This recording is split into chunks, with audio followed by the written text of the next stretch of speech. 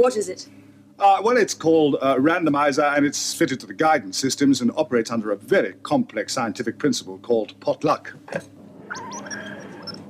Now, no one knows where we're going. Not even the Black Guardian. Not even us.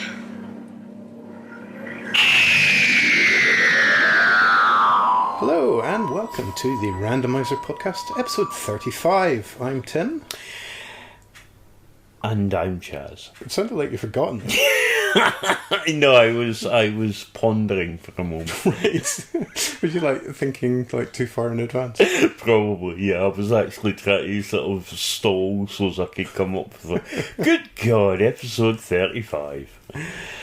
It's just like midlife, isn't it? It's our midlife podcast.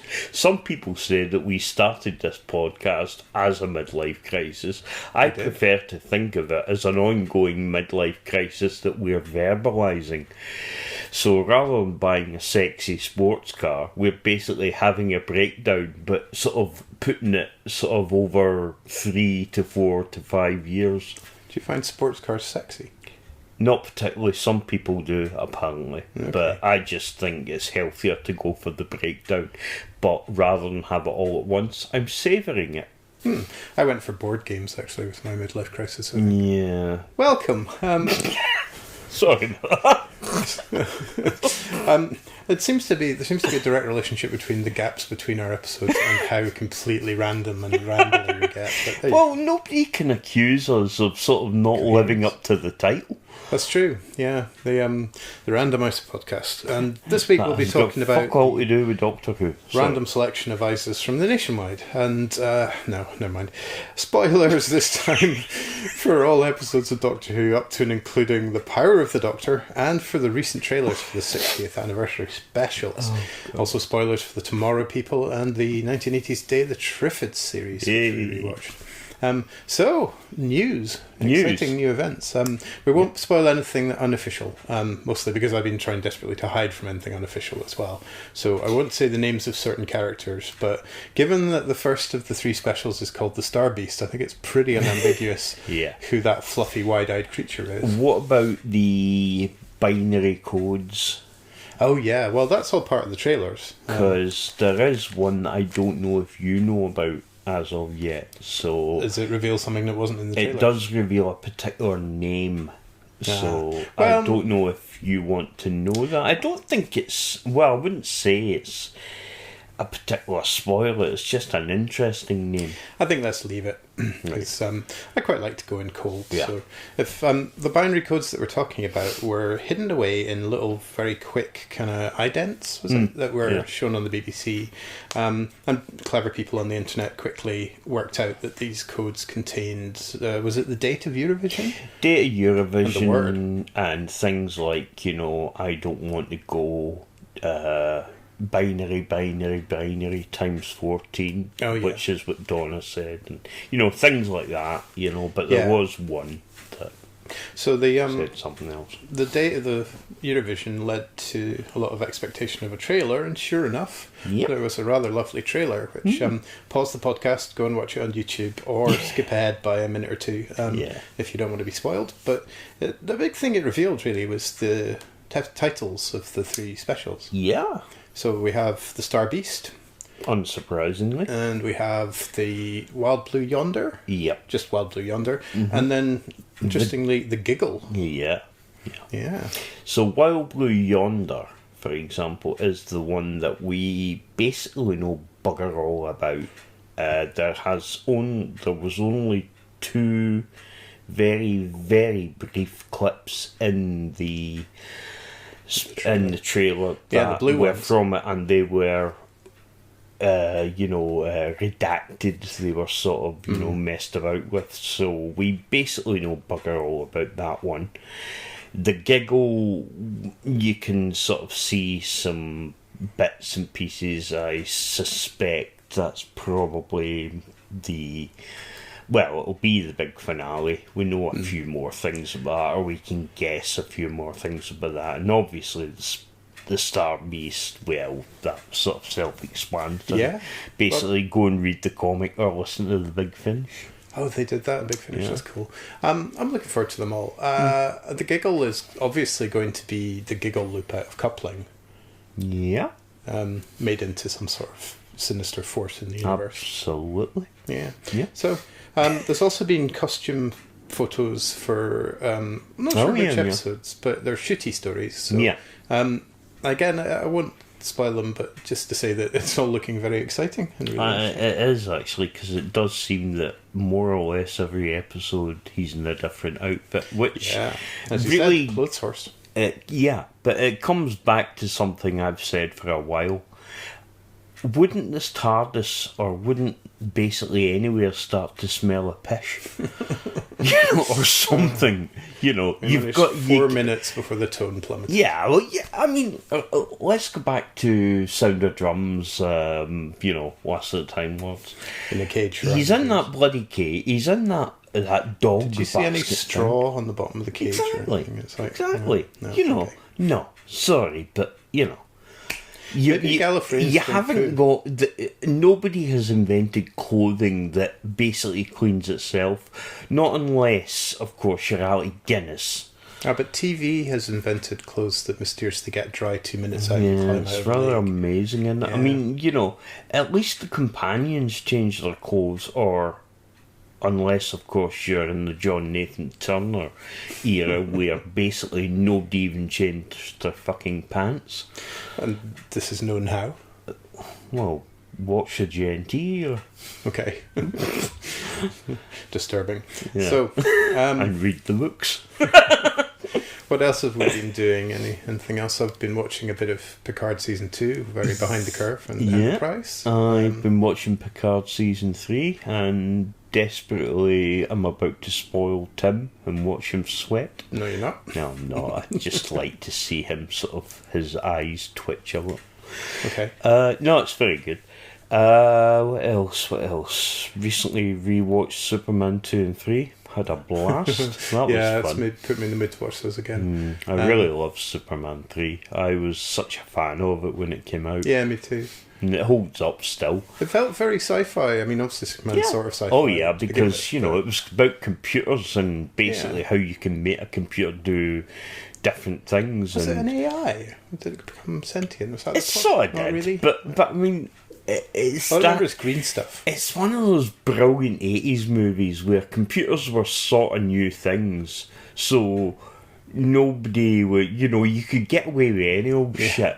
I mean, there's a bit where the computer sort of buggers about with stuff, and a green man and a red man both come up at the same time, and then the green man goes up to the red man and they start fighting. I mean, it's so stupid. You never get across the road. Yeah, exactly. I mean, it's so stupid, But this is what I love, because I used to love those films in the 80s where, they could just do impossible things on computers. And, the other new thing I did was, with your kind of egging on, I subscribed to Shudder, which is the sort of streaming service for horror films, and it's got some great stuff, and I've really gravitated a lot to the kind of camp 80s kind of trash horror films. I watched a brilliantly titled one which was called Phantom of the Mall, Eric's Revenge, and it was sort of the Phantom of the Opera set in a shopping mall, essentially. What's the one? Chopping Mall? Chopping Mall. Oh yeah.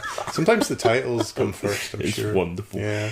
And I found out something really interesting through this, because I didn't know Tim was such a horror fan, because I'm a massive horror fan, so it was quite a surprise, because for some reason I just didn't expect you to be a sort of horror geek. It's because I project such a naive and innocent exterior. Yeah. Well, No, you have a darker undertone. I watched the House movies, which got progressively worse, but the Lance Henriksen one was nothing like the others in tone or feel. I don't even think I've seen past 2. Right, yeah, I think there's 3. I think it was just another there is film. House 4. Is there? Gosh, I might have even watched that, and that might be it, but I can't remember. But the first 2 both had different guest stars who were both veterans of Cheers. And they were both really good value. Yeah. I think it was their characters were Norm and Cliff. I forget the actors' names. But they're basically number two's not even pretending that it's not a comedy film, whereas number one you kind of starts fairly it's straight. sort of semi-serious, it's light-hearted, but it becomes semi-serious near the end. And the more serious end of things, I did watch Hellraiser and Hellraiser 2 again. I love those movies. It was just very, very dark stuff. And actually, Hellraiser was a lot more camp than I remembered. Yes, it is, very much. I do, but Doug Bradley is rather fun. But they don't have any more of them, which is maybe a good thing, because I think there's about another 10 straight-to-video. Yeah. I like Hellraiser 3, but after that I sort of just gave up. I've seen a couple of the other sort of straight-to-video ones in the past and don't really remember much about them at all. But I do really like Hellraiser 3 because Terry Dax is in it. Oh, right.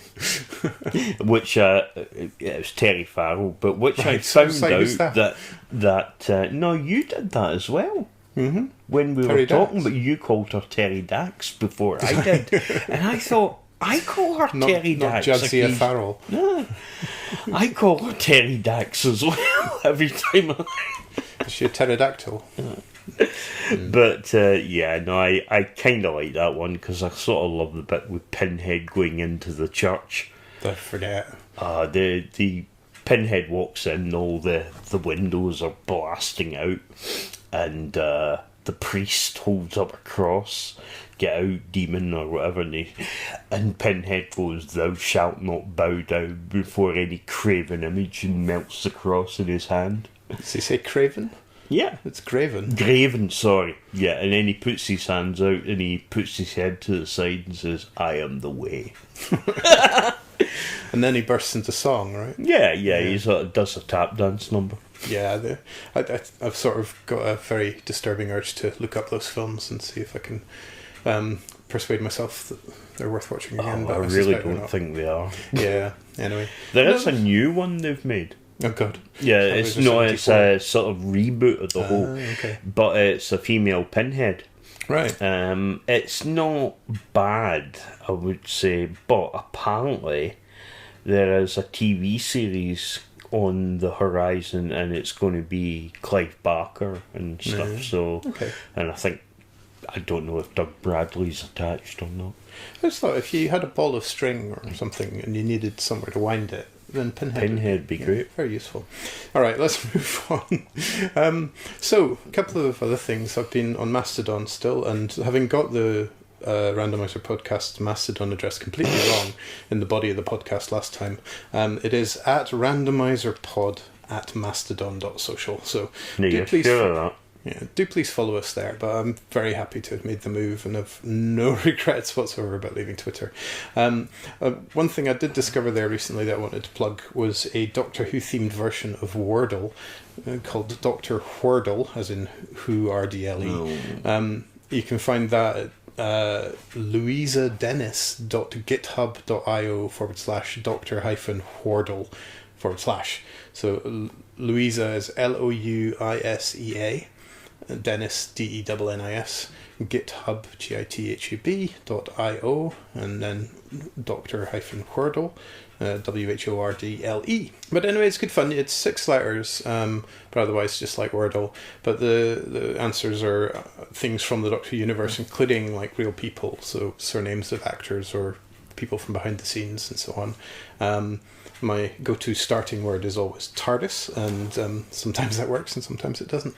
But it's good fun if you like Wordle. Oh, I also got into Lingo, which is a silly quiz show on ITVX, which is basically Wordle, the game show, fairly shamelessly, right down to the colour scheme of like right letters and wrong letters.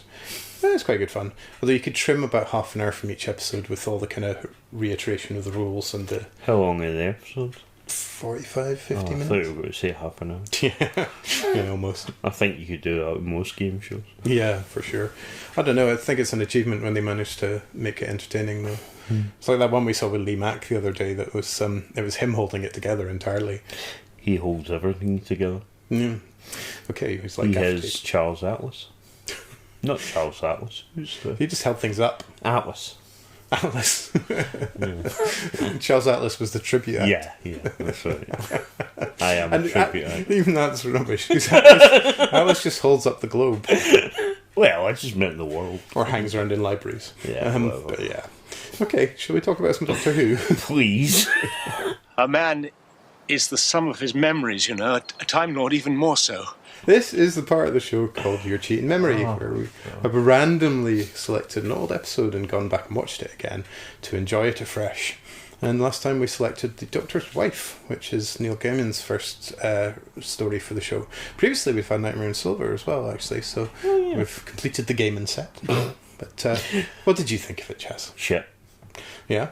Yeah. Alright, and next week... It's beautiful. It's a lovely Matt Smith, but to be honest, it's very difficult not to like any Matt Smith story, even the crapper ones.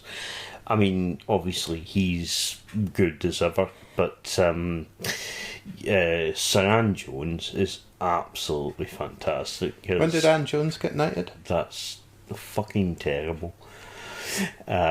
Basically, yes. You've completely made me lose my bit now. No, she's wonderful as the TARDIS, as Idris.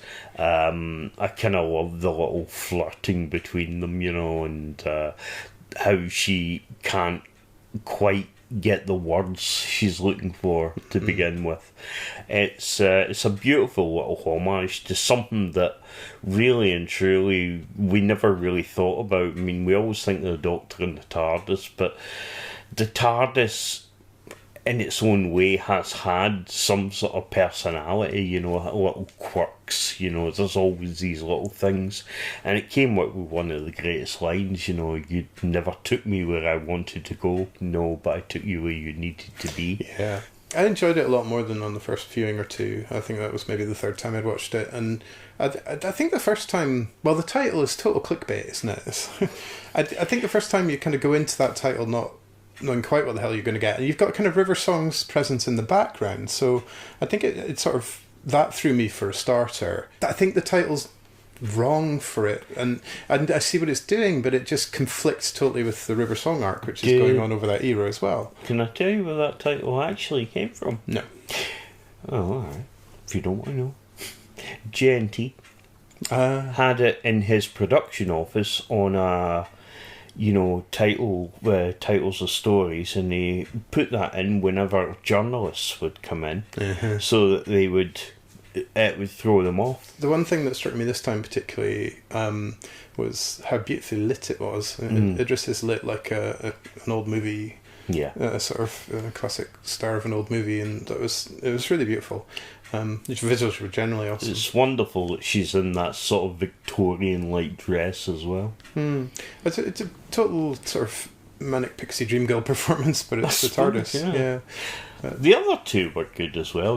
Uncle and Auntie.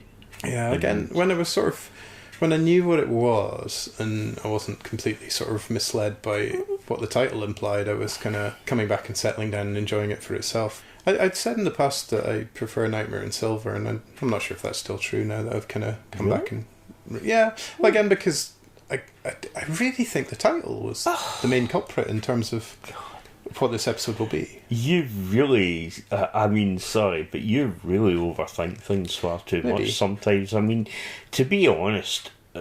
I don't care that much about titles, whether they're clickbait or not. I don't think they do. Tim from the future here, abusing the fact that I edit the podcast to get the last word. The day after we recorded this, the new Doctor Who magazine came out with a column by Russell T Davies about the importance of titles. Just saying. I don't think they do that much. They set an expectation, and something that's that provocative... Well... sets a strong expectation. You could say the Doctor's partner then, because basically he's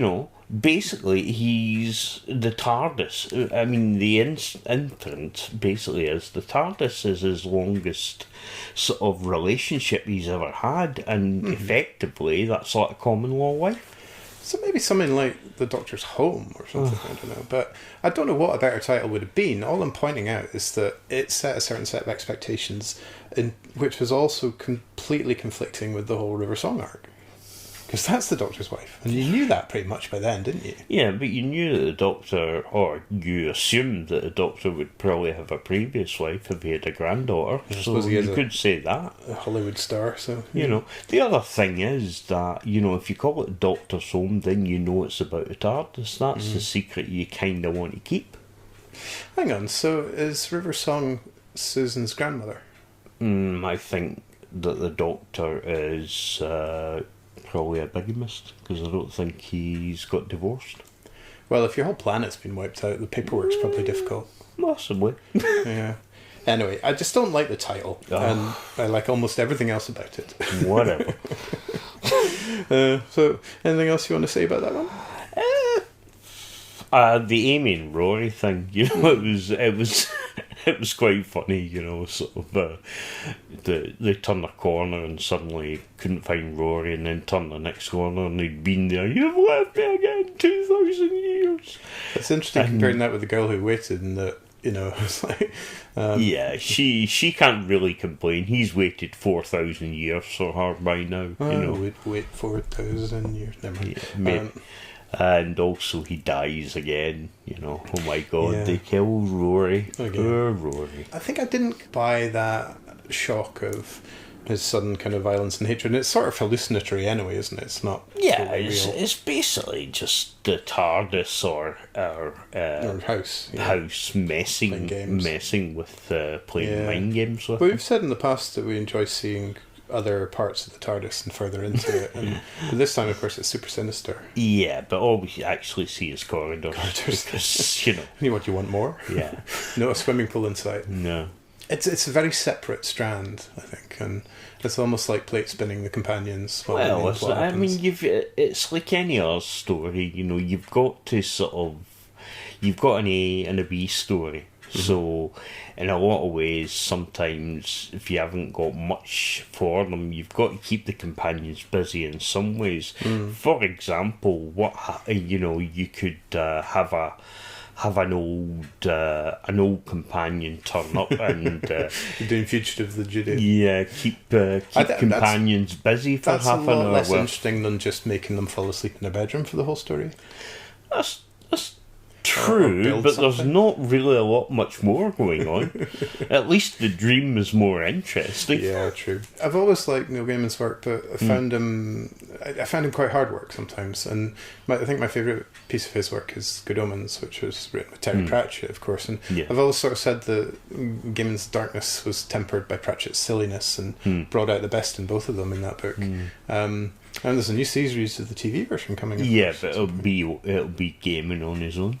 Well, of 'cause, course, yeah. you know. There was only See, like it's a one book. ironic because I really don't like Terry Pratchett. I don't mind him, but I was never a huge fan. I'm not a fan particularly, although I do like Good Omens a lot. But I'm more of a fan of gaming anyway. Yeah.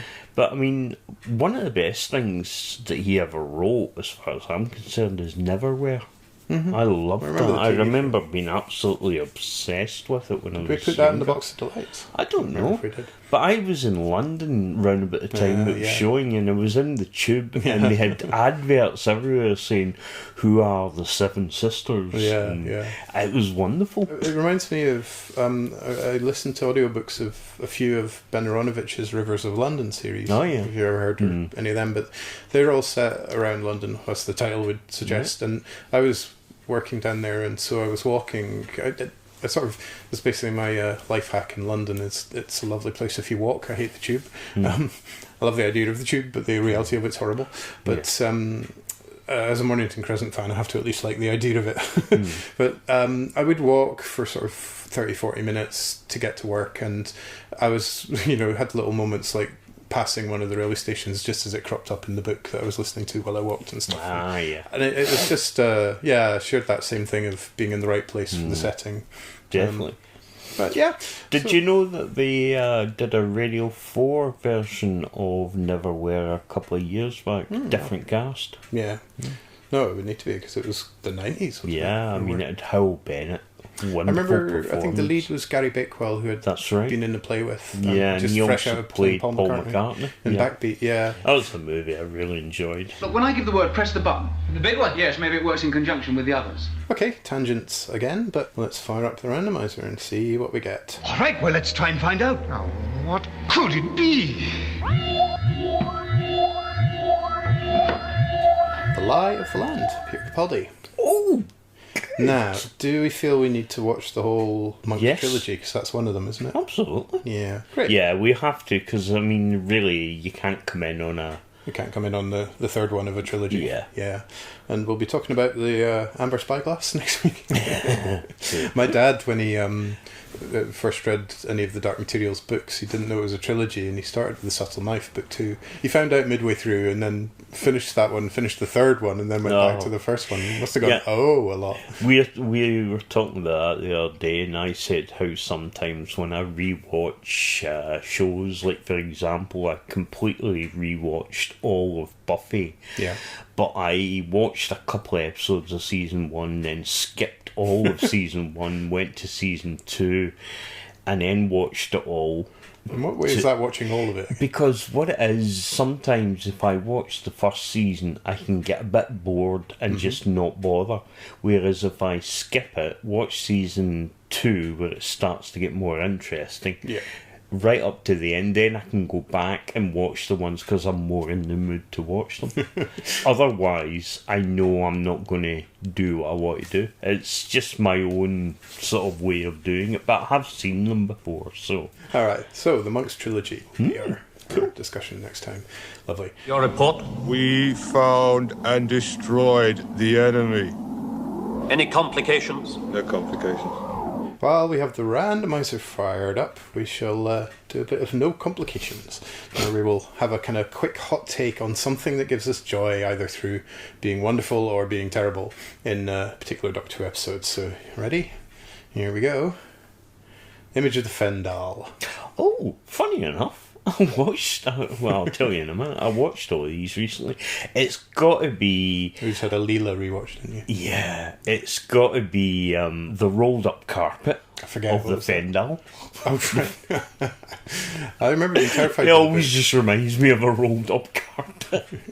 with Tassels, yeah. And the brilliant eye work from... Thea Ransom's Painted Eyes. Yeah, it's wonderful. There's one tiny little nugget which I did mention when we did it on Corridors, like way back. But Leela bursts into a room at one point, and I missed the entire action sequence because there was an owl randomly on set. Yeah. It was never really given its moment. I kind of love the way Leela sort of talks with, the grandmother as the wise woman of the tribe type thing. Yeah. I know she's spouting sort of, like superstitions a lot, Well, but they she's have actually the one that's spouting the most sense. Well, they have a good sort of practical assessment of the real world value of folk beliefs. Yeah. It's one of the more subtle sort of treatments, and good for it. But without giving it any quarter to the unreality of it, it still acknowledges the utility of it. Okay, let's do another. Horror of Fang Rock. Okay, I've just recently watched this one as funny well. you should say that. Oh god, when Leela slaps that bloody annoying woman. She is just... Leela is just... I'm just Leela, that's your genuinely highlight. starting to think Leela is possibly the greatest companion. Certainly up there. She really is. I was always quite fascinated by the whole contrivance of changing your eye colour, but even before I knew the end, the behind that the was scenes quite reason. fun. I kind of like Tom Baker quoting The Ballad of Flammin' Eye. That was wonderful. No, it's a lovely story. At least they acknowledge what they're doing. Yeah, here's our plagiarism. Okay, next. Dave the Daleks. Oh, right, No no Leela, Leela. sadly. Well, let me think. I can't think of anything I find from Day of the Daleks. It's a really good time travel paradox. I always enjoyed that. And there's a sort of moment with the Ogrons, isn't there? Yeah, I think there might be. And of course the Daleks themselves. Yeah. No, I as a kid probably reading the book first before I saw it. I was properly enjoying that kind of time travel. I remember the moment I pointed that out to you, the no complications. Yeah. It's like the glass shattered and your eyes just went, oh my god. The scales fell back on my eyes, yeah. Oh, Aubrey, what's his name, is great. Oh yeah, the Candyman. Yeah, with his plastic skin. Yeah. I've never seen so much makeup So shiny. being put on an actor. Yeah. They must have thought he was doing vaudeville or something. And I did quite enjoy Pertwee robbing the wine cellar. Yeah, the only Doctor who basically got pissed. Oh dear. Alright, another one. Claws of Axos, another Pertwee. Claws of Axos. Always makes me want spaghetti. I always think they looked amazing. I mean, it was the most groovy, acid-filled Doctor Who episode ever. I think the sort of tight bodysuit aliens are quite disturbing. And, very disturbing, but also, could you imagine that in, say, like the early 70s, if someone, say, some students were just tripping on acid? They would be absolutely This week's Doctor Who contains scenes of a dangerous nature if you're experimenting with us. Alright, one last one. Terror of the Zygons. Oh, I love that. Yeah. Brigadier saying, yes, Mom. Oh, God. Well, the end of the cliffhanger at the end of part 1, isn't it? Where Sarah just suddenly turns around and there's presumably the nurse turned into Zygons. Harry. Really good shock. Yeah, it's very good. Yeah, there's a lot of lovely stuff in It's really good, even the bits when you see the Scarasan before, but when you get to the Thames, they slightly show the Scarasan far too much. But it's great. I mean, you've got John Woodvine, some other actors. I can't quite remember the Started well. Got away from Yeah, me a it bit. did. Got away from me. Alright, that was No Complications, and we will try to uncomplicate further things another time. If you're seen to falter at the first challenge, you may lose everything. Okay, it's challenge time. I've asked Chaz to watch The Mutants, which he's never managed to sit through, and after a few stumbling blocks, tell me, have you managed to get through it now? Lemmy's been ill as of late. Your dog? Yeah, quite ill, so got to give him these tablets, right? Now, you know dogs and tablets, it's a whole thing, they won't take them. Right. Even when I scrunch it up a bit, won't take it. But Lemmy loves banana bread, right? So what I thought I'd do was I'd make some banana bread and basically make it in the banana bread. And I realised I only had one banana. So I went up to the shop, couldn't find any, and then I saw there was a bunch of bananas high up, but I was about to get it, and one of the sales assistants said, due to Brexit and government stupidity and basically shit like that, we've got shortages in the shops. I think you're paraphrasing. No. So basically, he said, I'm going to auction these bananas. And I thought, well, I really need these, right? And I sort of, people were saying 10, 20. And I spoke to the assistant quietly afterwards, and I said, look, I really need these bananas. Is there anything that I can do? And he said, the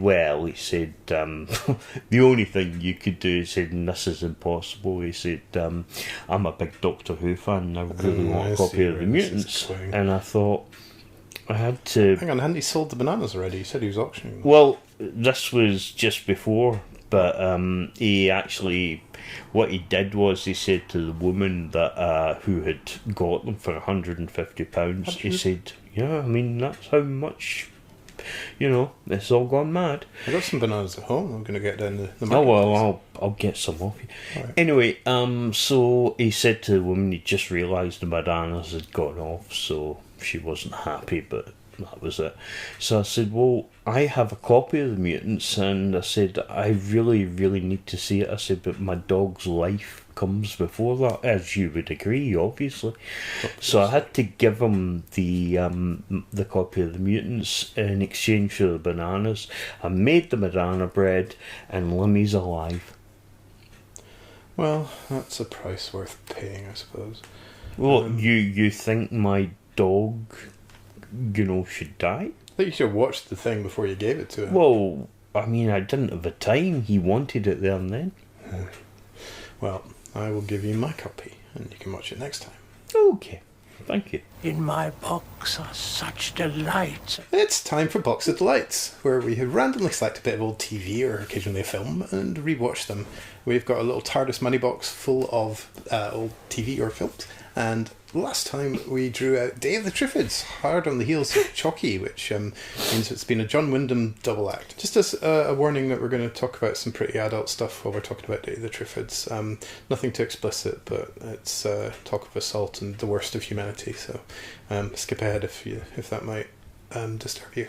Day of the Triffids was a novel first by John Wyndham, but then was adapted into film and also TV. So we watched the TV version from the 80s. There have been a couple at least. Which, now, is it John Teatime is the lead? Yeah. John Teatime. I remembered it from the time, and also the kind of cliched response that I remember from the time was that it was the scenes with the blind people that were more difficult and horrible than the scenes with the Triffids themselves, but I just generally love the whole thing. It's really powerful. Yeah, it's always been one of my favourites. John Teatime particularly, I love as an actor. I'd loved him in Triffids, obviously, and To Serve Them All My Days. It's great. I mean, it sort of really sets the scene, the waking up, everything's silent, he can't see. He thinks it's night time. Yeah, but it's rather good because it's a real good way of getting a lot of exposition in and not making it look as if it's forced. So you get a lot of the backstory to begin with anyway. Obviously, we're on to the streets. Is it Stephen Dacre? Isn't that Peter Davison's character in Dr. Dacre? God. Who's the guy? The guy, the blind guy with the sighted child. Oh, Stephen Yardley? Yeah, he's Rassilon, isn't he? No, he's... I knew I was getting all this balls up. So it's time for Box of Delight. Oh. No, Stephen Yardley's in Vengeance on Varos. That's it. Sorry. It's one of the two watching. And, it's sort of... it's how immediately you can see how society's going to go, from that point. And it's a really good sort of... realization of how much your sight is everything, and it speaks to me more now because I have a condition where my sight is going. I know this is tangent again, but I recently had a cataract operation in my left eye, and the operation won't restore my complete sight or anything. It will go backwards. Enough to watch the mutants. Yeah, well, maybe. It was the next day after I took the patch and everything off, it was as if someone had turned the brightness right up.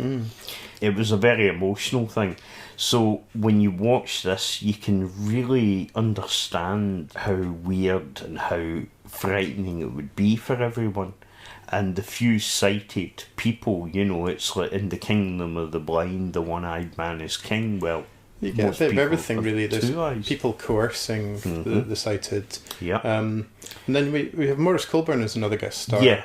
And we know him as Lytton from Doctor Who, of course. But he... actually, are they both in Howard's Way? I think so. Yeah. I used to watch that, but not for years. But he's an interesting character because we first meet him and he's coercing sighted people to take, literally chaining them to a gang of blind people to go and look for supplies and food and so on. But it all sort of falls apart, and the Triffids sort of start to take over. So later on he reappears, and I think he realises he's a lot more morally motivated than he seemed to be at first. He was kind of a brutally realist about... but also, putting himself at risk and everybody else who was sighted to do the right thing, even though it turned out to be futile. Yeah, I mean, he's a decent guy who goes about things initially in the wrong way, but realises through mistakes, but he, at his centre, his morals are sort of, you know, are really good. And then there's the sort of military solution, which is like shutting away all the sighted people, and they're sort of beginning a program of almost forced breeding, which it's not as people don't seem as upset by that as possible, and they do allow anybody who doesn't want to do it to leave and take their chances. But I did think the two main characters were kind of quite au fait with that until again it all went to hell, and and they had to flee from that area. But it's a great device to touch a whole load of different societal questions, and you know, there's a really terrible, difficult moment early on where John Deteen's character fails to save a woman from being tracked off by a gang, and it's really horrid. The leader of that gang appears a couple of times throughout the story. Yeah, because that's the late great Gary Olson. So it was, it's a bit implausible, but I suppose if you survive, and he's obviously a bad one. But yeah, no, again, the people are worse to people than anything else. The Triffids are just, you know, well, not animals, but they're just plants that eat people, and they're just surviving. I mean, really. they're not malicious. basically doing what they do. Yeah. You know, people are making moral choices. Yeah, we should be doing better, but... And unfortunately, when society breaks down, people's morals or lack of them come to the fore sometimes. Like with the bananas. Well, yeah, exactly. The sound of the Triffids is one of the big things that stays with me from that. And the title music, and you know, it's just all brilliant. It's got a sort of, Predator has the echoes of that with that... Yeah, I can't do it. You'll have to put a Predator soundtrack in there. It sounds just like what was it in Doctor Who that was deliberately like the Space Warrior in Cold War. Oh yeah, I thought the sound of that was very Predator.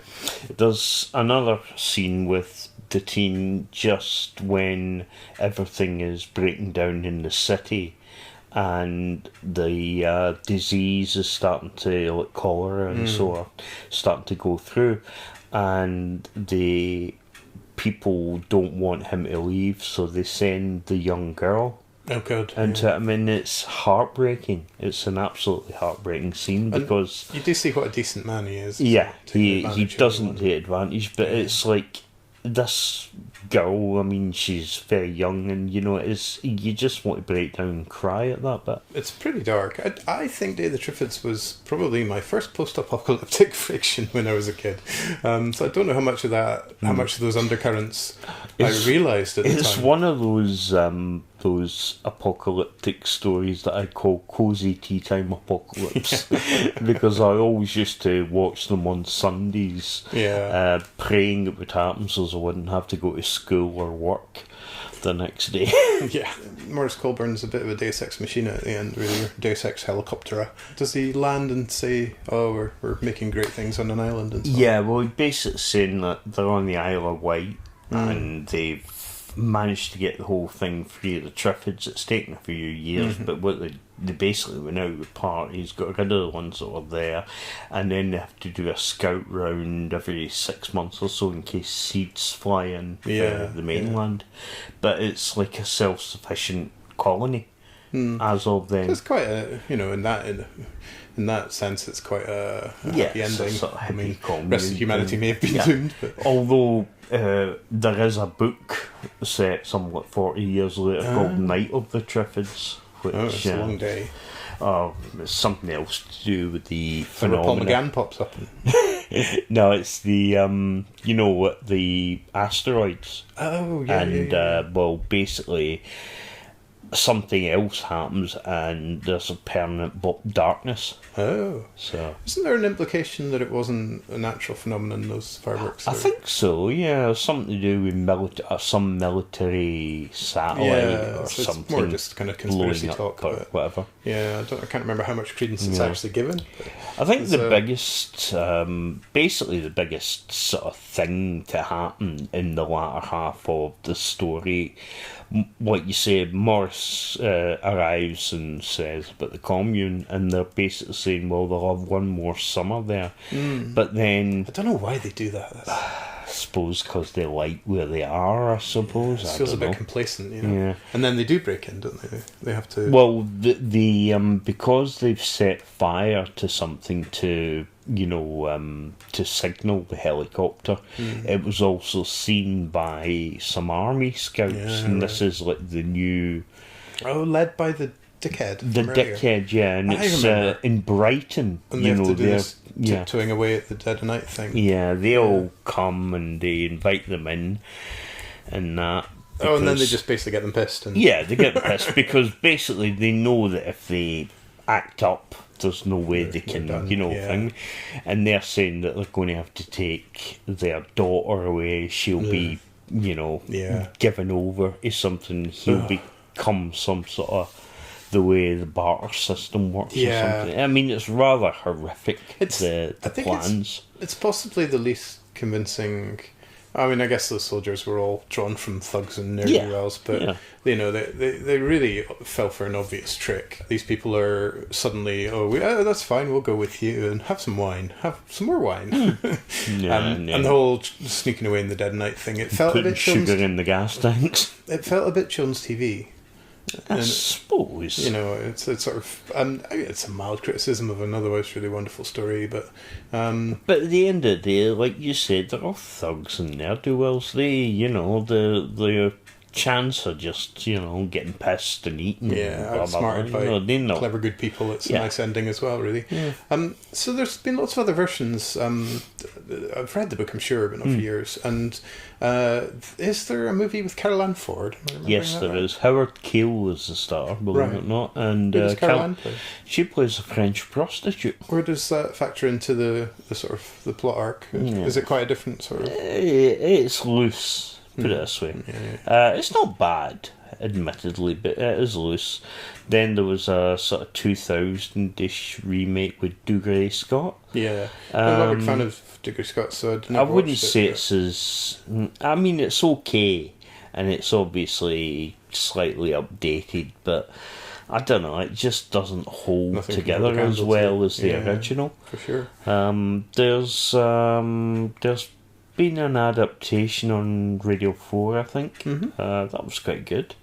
And there's no doubt another adaptation in the works at some point. I mean, it's a classic. Because they've just done Midwich Cuckoos a few months back for Sky. So I would imagine, depending on how well that went over, we may see some more Wyndham creeping up. Let's see which way the Wyndham blows. Oh, Jesus, really? Okay, let's get our TARDIS money box of delights and choose another one. Okay, I'm going to look at it ahead of time. Oh, interesting. Okay, Chaz has got his magnifying glass now. Fantastic. Year of the Sex Olympics. Yes, which is Nigel Neal, right? Yes, it is. I have not seen that. Wow. I've heard a lot about it. Tissues on standby. I also thought it was a dirty movie. That's why I said tissues on standby. Oh, I see. It's not sad. Yeah. We talked about it a bit when we watched Kinvig or something else. I think so, yeah. Maybe that was on Gareth's podcast. Hi, Gareth. Possibly. Hi, Gareth. Nigel Neal is basically the grand seer. He sees the future easily. This is a future where reality TV has taken over everything. And nothing is exciting anymore, and people are sort of drowning under the weight of all these shows, so they need something new, and it gets dark. Sounds like the prelude to Bad Wolf, actually. Yeah. Alright, cool. Year of the Sex Olympics. Quite pleased, and it's black and white as well. I'm really pleased about that. Well, there we go. We can pretend it's a Trouton. What's happening? You're becoming one of us. Who's us? The Tomorrow People.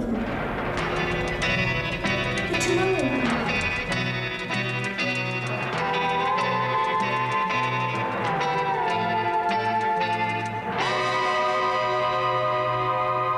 Okay, it's time for our other tangent, which is the Tomorrow People tangent. We watched a couple of stories since last time where we were recovering from the Man for Emily's depths of Tomorrow People depravity.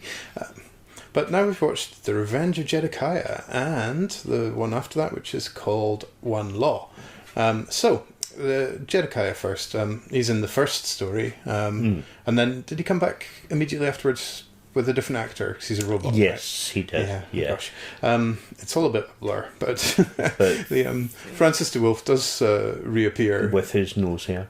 Yeah, although only in the last episode. I think they were saving the cast before that.